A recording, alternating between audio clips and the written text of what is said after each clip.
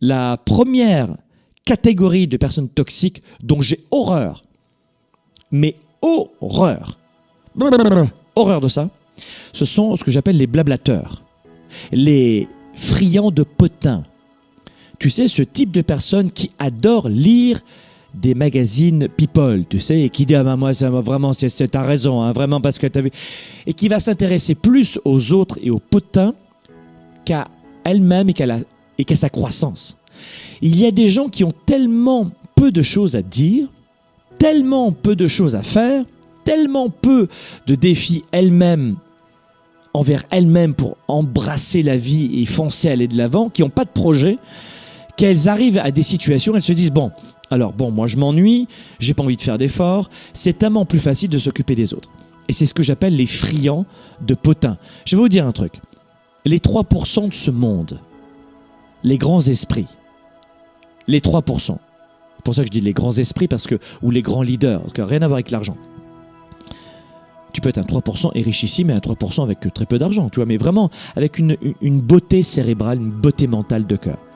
Les grands esprits discutent en permanence des idées, des projets, du futur, des défis qu'ils rencontrent et de la façon dont ils pourraient les surmonter.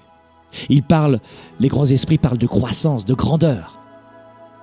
Alors que les 97%, les gens dans la moyenne, discutent des événements, discutent des autres, discutent des gens en permanence.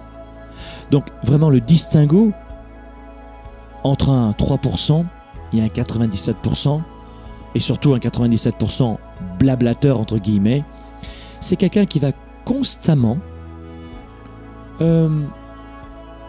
s'occuper des autres. Et pas dans le bon sens. Qui va en permanence s'occuper de ce qui ne le regarde pas. En fait, un blablateur, c'est quelqu'un qui constate en général ce que les autres font, qu'il aurait aimé faire, et il va voir tout ce qui ne va pas chez les autres. Alors que vraiment une personne qui va être à l'opposé de ça va parler de grands projets et de lui dans l'action ou de ce qu'il propose dans l'action.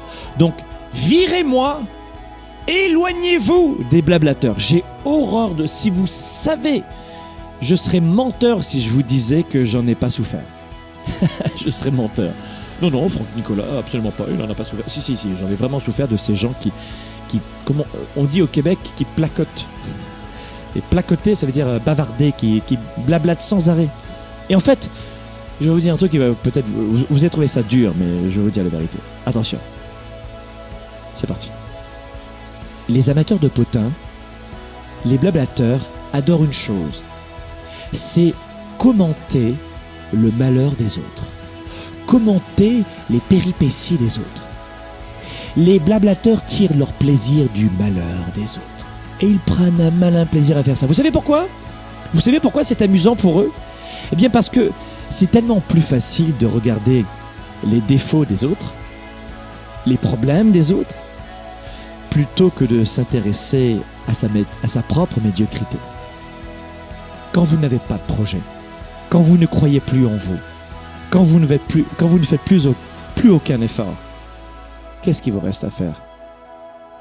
Vous tournez la tête et vous vous occupez des voisins et de la nouvelle voiture qu'ils ont achetée.